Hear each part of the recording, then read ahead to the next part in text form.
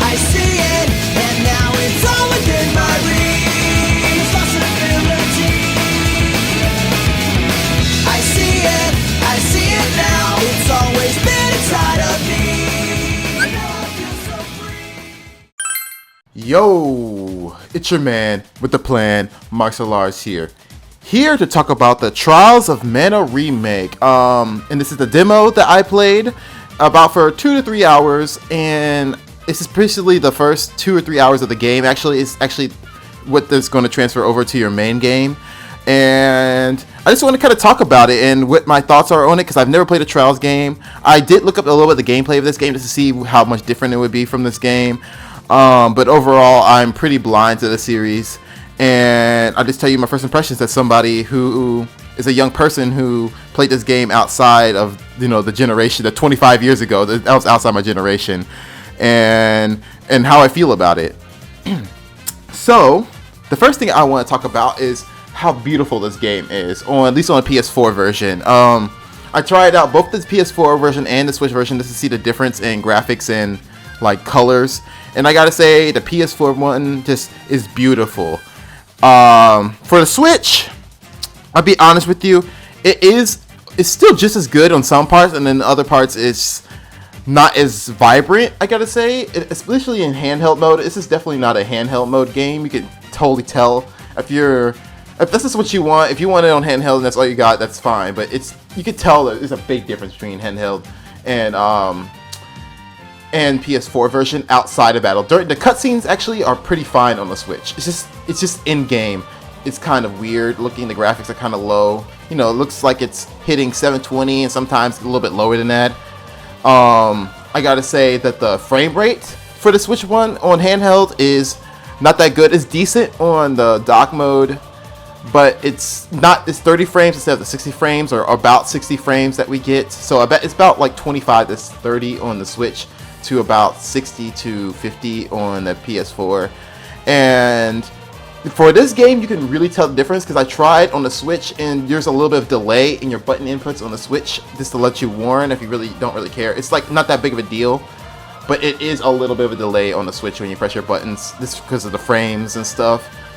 And honestly, if you had the time to sit around and do what you gotta do, I would get it on PS4 if you care about graphics, because it's absolutely beautiful. This footage right here I'm showing on screen is probably not giving it enough justice, because this is the best footage I got ended up being from my PS4 share capture instead of my actual capture card, so you're gonna have to deal with that. But yeah, the game is really beautiful, and it's actually one of the biggest selling points. It's rare for me to actually care about graphics like that in my game, because most of the time if it's on Switch or if it's on PS4, normally I'm like, oh, I'll get on Switch because it's this, or PS4 because of this. But actually, I gotta say, the graphics, I would get this game just for the graphics. I rarely say that. It's just nice. But even though the graphics are really nice, I gotta say some of the animations alongside the graphics are a little bit... It's clear that the team that worked on this game, they're very new to doing 3D games. I don't know how to explain it, but it's like how Sun and Moon, where the Pokemon developers had like some of the characters' facial animations didn't really like emote as much. It's better than that in this game, but it does have that problem a little bit, where like the characters would be like, "Oh no, my brother died," and then they'd be like semi-smiling or having a very straight face while saying it. Or this have like the eyebrows will raise or shorten just to make them look a little bit more angry. But overall, it's really nice looking. The cutscenes are really emotive. The body movements are on point. That's what helps the facial features, because the body movements are really expressive to make up for it. But that's enough about the visuals. I'd like to talk about a little bit more about the gameplay, because the gameplay is a big part of the game, and I just want to get that one out in the open. It's hard to really talk about the gameplay in this game, because we're in the very beginning of a game, especially in RPG. In RPGs, and especially the beginning of games in general, the first 3 to 5 hours of a game tends to not be the best. Tends to be very sluggish, and this is a personal experience I have. You have one party member, for like an hour or two, you get one ability, you get like 2 things of equipment. When you go to treasure chest, you get like potions. You know, like in RPGs, the first few hours aren't that entertaining, and you don't get no classes. But I gotta say, it's very interesting. The gameplay is very interesting. It plays like, if anyone had played the Tales series before, it reminds me a lot of the Tales series. It's like, it has like that element where you have like, you run into people and just instantly goes into battle, and like, you know, you have different choices of moves and abilities in the background that change up how your moves work. And it's action RPG. But I do gotta say, it is very realistic feeling. Like, I don't know how to explain, how to explain this. It's like, if you were a fighter in real life with anime powers, it's exactly what this would feel like. So the body movements aren't like all rapid like Kingdom Hearts would be, nor is it all like exaggerated like how like 15 would be. Like, you feel like you're a person, if that makes sense. Like, you feel like you're not too fast or not too slow. And I can see for some people being like, they want their gameplay, if there's action RPG, to be like Bayonetta, all smooth and like, you know, milky. And it's still smooth and milky, but it's very obvious that it's built upon more realistic physics or ideas of combat. And it definitely feels like you're a person. That's all I gotta say. And I gotta say that the enemies, it's hard to tell when you get hit in this game. I do gotta say that. There's sometimes I get hit, and other than the audio cue, I can barely tell. Like, there's been times where I've been playing through some of the battles, and I'll be like, oh, I'm doing good, and my HP will be down to like 80 or 70, and I wouldn't even really notice it until in the battle. I'm like, what happened to my HP? Because there's not like there's a big knockback, or I guess the original didn't have that, but it's just kind of like you flinch like a tiny bit, and sometimes he'll have an audio cue for it, sometimes he won't, and you have to actually actively check down on your HP, because there was like once or twice I almost died just because I thought I was doing better than I really was, because the cues weren't that clear. But overall, when it comes to combat, I can see it getting really in-depth and really, really, really impressive, but it's really too early in the game the demo's too early in the game for me to really assess if that's the case or not. Like most RPGs, the best demos tend to be in the middle of the game, not when you have everything, but also not when you have just the very beginning part. So I can't really, come up with a conclusion for that. But, let's talk a little bit more about the story and how the voice acting and stuff goes. So I'm going to talk about the story first, and then I'm going to go and get into the voice acting behind the story. At least the English voice acting. I didn't look at the Japanese because everybody's going to say Japanese is good, even though there's some Japanese dubs that I listen to that I kind of understand the accent, and it's kind of like, woof. I gotta say, the story is definitely a game story from 25 years ago.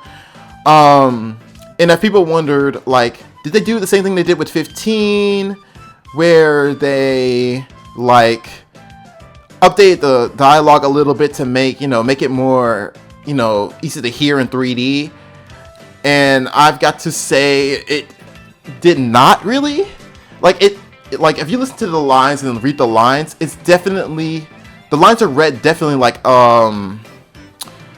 how you would hear lines said in a game, in a 2D game. Like there's not a lot of pauses, there's not a lot of, how to explain it in a better way. Basically, how the lines that they're given in the game are very like, here you go, this is what you need to know.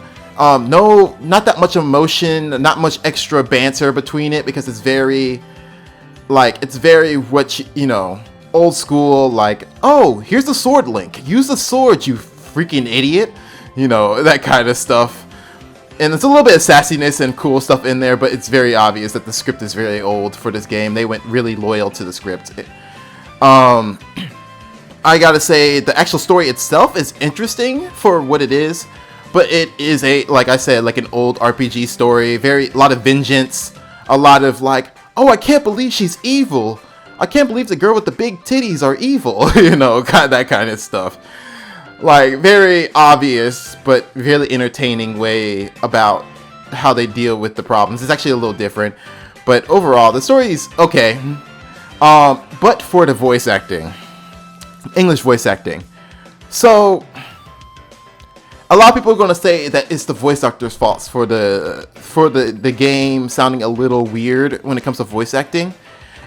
This game in my opinion, has the same problem that Xenoblade 2 had. That they seemed like the direction behind the voices were a little weird, even though the talent was excellent. Even I think the talent in this game, who I know is in this game, is actually better than was in Xenoblade. And I just feel like it still has the problems that like Xenoblade 2 had, where emotions, the actors seem like they don't really know what scenes they're doing, or they feel like their first take was used for like their characters' voices and stuff.